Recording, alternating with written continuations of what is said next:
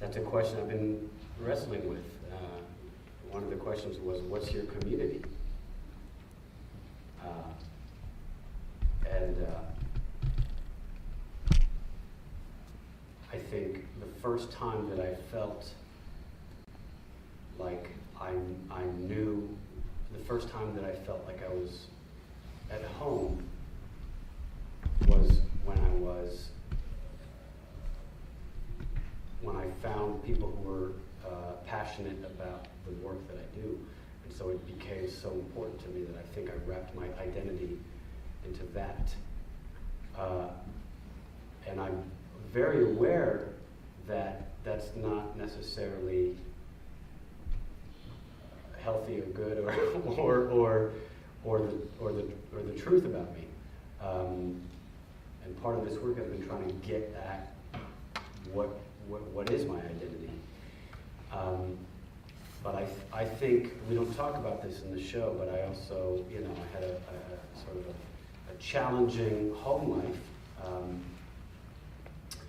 And so part of the reason that I'm here is because I felt like escaping that. And so I don't know. Thanks for asking. Any questions? Thank you, Christian.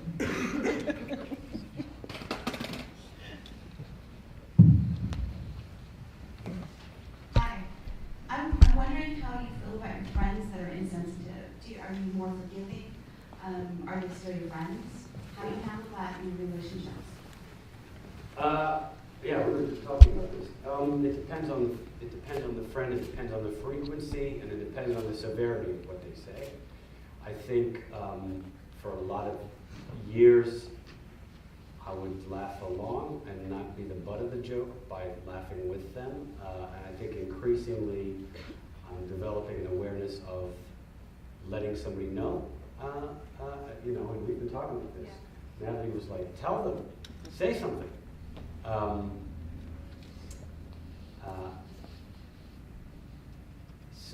So yeah, it depends. I think if I've noticed that it's coming from, depending on where it seems to be coming from, I've phased people out of my life. But I'm thinking it's murky still. Yeah.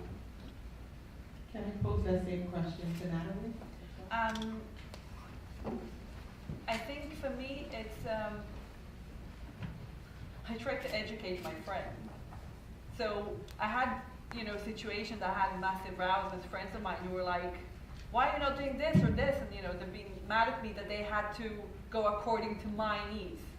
But I think when you get to know me and I talk to people about it, and then they realize that, in this sense, I'm the weakest one of the bunch, and they have to go on my pace. So if they want to travel abroad with me, they have to take that into consideration, that they have to go through my pace. And if not, then they don't have to come with me abroad. Or so sometimes I do actually find with some friends I would be more, we would have better friendship, I guess. And with others, I know that in this sense they can accommodate it, in another sense they don't, and I'm just like, but I try to say it. I try to tell them.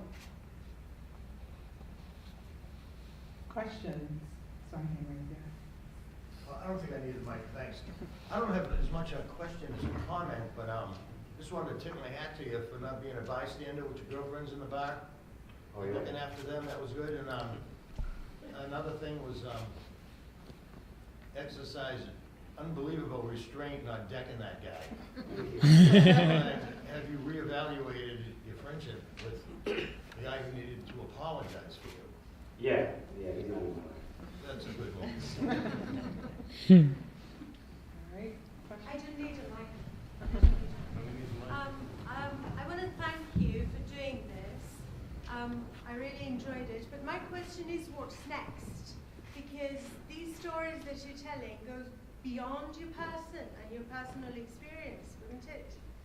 I see you, but after this, I take your story and I live with it, and it has a different manifestation. What do you think will come after this? What's your goal? What are you aiming at?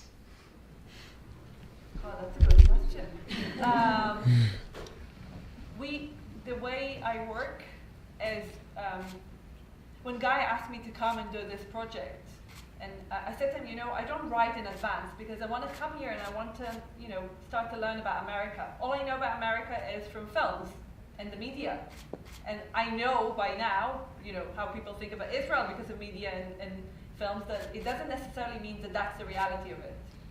So, and then Nael was gracious enough to take part in this exploration, and we started working for 3 weeks, and this is what we came of. And I think I need more time to kind of come back here and keep working on it and kind of really understanding, I guess, what's underneath it. Why are we behaving like that? What's the mechanism that our society built up that we're so scared of that word, the other, or the disabled, or color, or...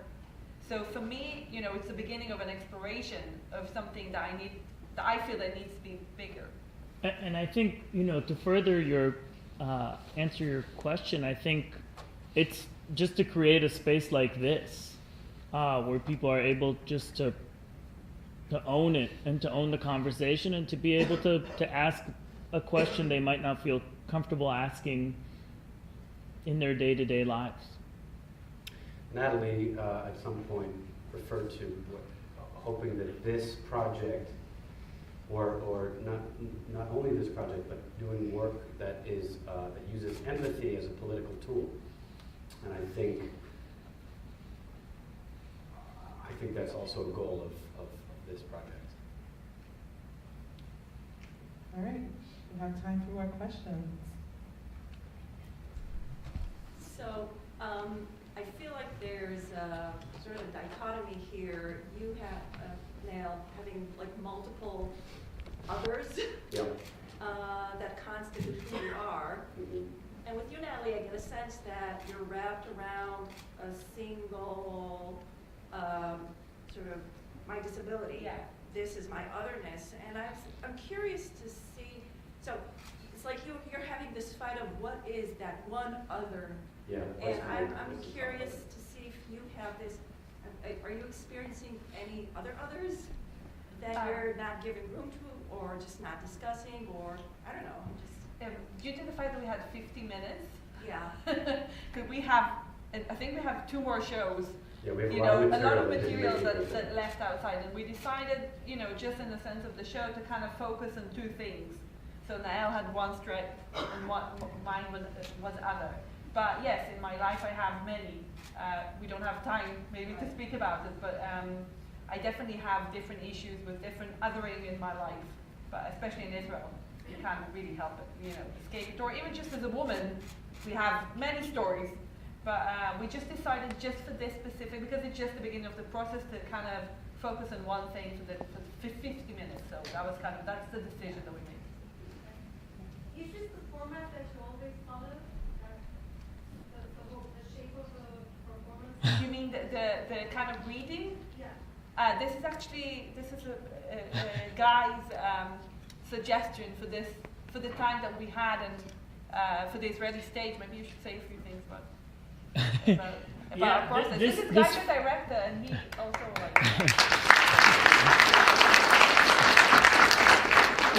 in the format,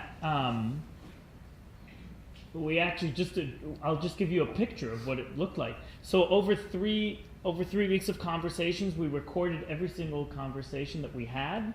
Nataly would go home, transcribe, sit there, have to hear my cat in the background. And as we pulled out these conversations and the moments that are more pertinent to this piece, we put them on Post-its.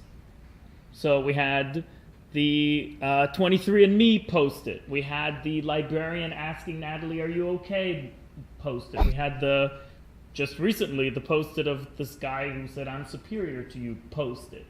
And we just laid it out on a huge table and then started moving them around. And then said, well, we can't not do this. We can't not do this. This is for a later show. This is for a later show. And then the sort of shape of it was just finding a journey through it. And, finding the journey of Nataly saying, I'm really tired having to explain to you what my disability is, yet I keep wanting to explain it because when somebody will understand it, I will no longer feel this burden. and you know, well, we keep laughing. Nael. The different pronunciations of running away from having one box that society keeps saying. So just putting that journey together. And the conflict for me of this thing, which is and inherently he was, you know, throughout the process, both of them were like, yes, but what's your other? And I'm like, you. We did what the project says not to do. Yeah. What happened to you September 18th? Yeah, September 18th. Yeah. Oh, okay, so maybe that needs to be clearer. September 18th, a week after 9/11, I was attending Suffolk University, and I was walking to school, and there was a guy who was looking at me strangely, and as I walked by him, he put up his umbrella and pretended to shoot me. I say pretended because it wasn't a game.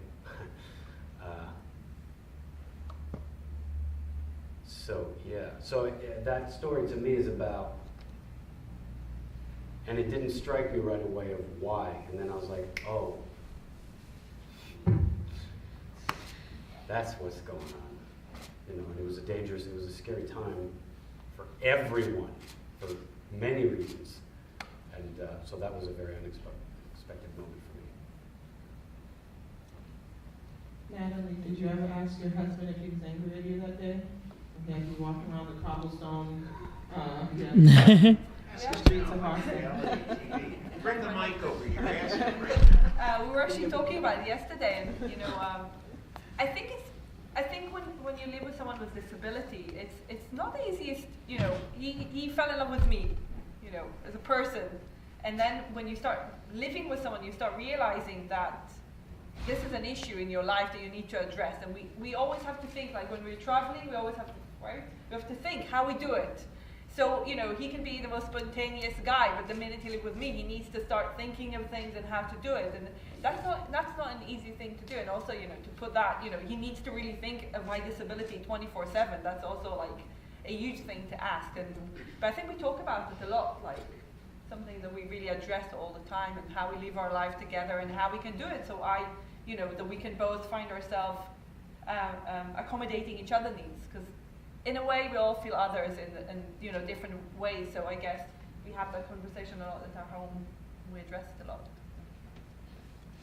Okay, we have a question over here. Do you always want people to take that into consideration? Let's. Do you want to just repeat the question just so we can all hear it? Do you always want people to take your disability into consideration, or are you okay with, you know, not going to certain things or not doing certain things? Good question. It's like, on one hand, for so many years, I wanted people to know about it. And I was in a museum the other day, and this guy apparently seen my show in Israel.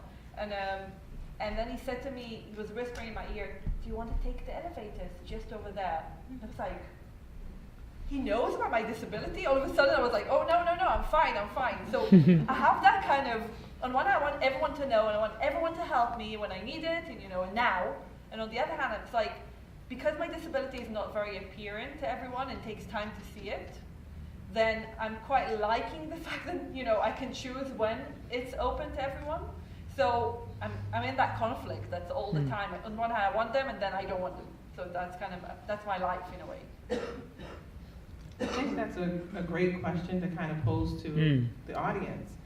If you think about your otherness, as we started this activity in the beginning, do you want other people to take that into consideration on your day-to-day, you know, your day-to-day life and activities? Or is that something that, you know, you want to have a choice about? And think about how your social identities allow you to have that choice or not. Sorry, I'm done. Okay, questions? I know some of my students had questions, but they're shy today, you know. So, any other questions? Okay, right there. I also don't have one mic. I'm really curious, so it's sort of a leading question, because I always think I have the answer, but I know I don't. So the leading question is, do our identities and notions of otherness change depending on where we are? So, like for me, I'm a white woman here, American, but I'm also Jew and lesbian. And I don't think about those things until I get to places where it's not okay to be those things. So I wonder, since you've spent time in France and you've both grown up in different countries, Israel and France, if identity and otherness is different for you in the States than in Israel and France, and if it's context specific somewhat. It is, for me, I think absolutely. That's why one of the things was Guy asked us to what our definition of otherness was, and I think for me, made it into the show, and it's about being different from whatever group you happen to be among in a time and place. For me, I was still other in France because I was immersed in an American culture, so I wasn't like the French people that I knew. My families are very different culturally, so no matter which family I was spending time with, I was different from them. So at some point, you just sort of accept that that's it, and you don't think about it. You don't really think about it. I actually it never occurred to me that I was other until somebody made me aware of it a few years ago. I just didn't think of it as other. It didn't particularly speak to me as a thing because I wasn't thinking about it. For me, being Israeli or Jewish, that really changed where I go. But disability-wise, I don't think it really changed. I think everywhere.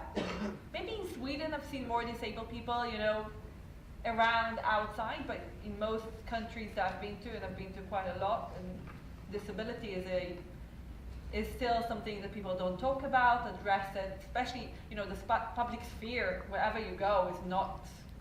It's not built for disabilities, so in that sense, I don't feel there is a difference. You can say more countries or societies are more, accessible or open to it, but I have to really address it wherever I go. Any other questions?